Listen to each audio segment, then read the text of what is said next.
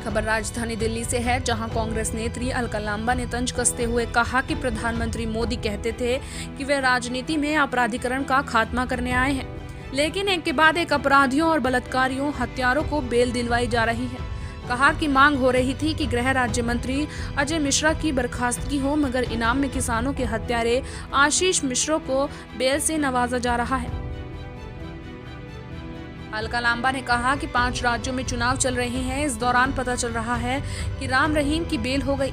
ये वही राम रहीम है जिनको उम्र कैद की सजा हुई थी।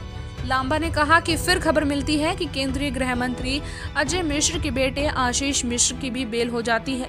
ये वही आशीष मिश्र हैं जिन्होंने लखीमपुर खीरी में अन्नदाताओं की जान ली थी।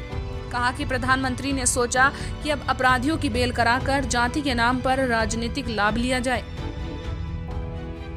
साथियों, 5 राज्यों के चुनाव चल रहा है और इसी चुनाव के दौरान पता लगता है राम रहीम की बेल हो गई, उस राम रहीम को जिन्हें उम्र कैद हुई है हत्या और बलात्कार के मामले में। आज खबर मिलती है कि अजय मिश्र, केंद्रीय गृह राज्य मंत्री के बेटे आशीष मिश्र की भी बेल हो जाती है। ये वो आशीष मिश्र हैं जिन्होंने लखीमपुर खीरी में अपनी गाड़ी के नीचे हमारे अन्नदाता किसानों को कुचला था, जिसकी बंदूक की गोली से हमारा किसान शहीद हो गया था।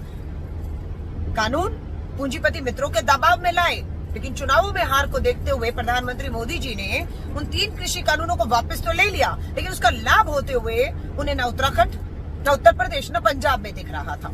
तो इसीलिए सोचा कि चलिए अब जो अपराधी हैं, जो सलाखों के पीछे हैं, उनकी बेल कराकर जाति और धर्म के नाम पर किसी तरह भी उनका राजनीतिक अब लाभ लिया जाए, जिसके मद्देनजर अपराधियों की बेल एक के बाद एक हो रही है। ये भाजपा हर खेल करेगी, चाहे वो बेंगलोर में खेल तमाशा हमने शर्मसार होते हुए देखा, किस तरह से हमारी एक बेटी के पीछे 100 भेड़िए छोड़ दिए गए, किस तरीके से अब बेल अपराधियों की हो रही है। राजनीति का अपराधीकरण खत्म करने आए थे और अपराधियों की बेल चुनाव के बीच में हो रही है और उनका राजनीतिक इस्तेमाल करके वोट हासिल करके सत्ता हासिल करने की कोशिश भाजपा की सरकार कर रही है।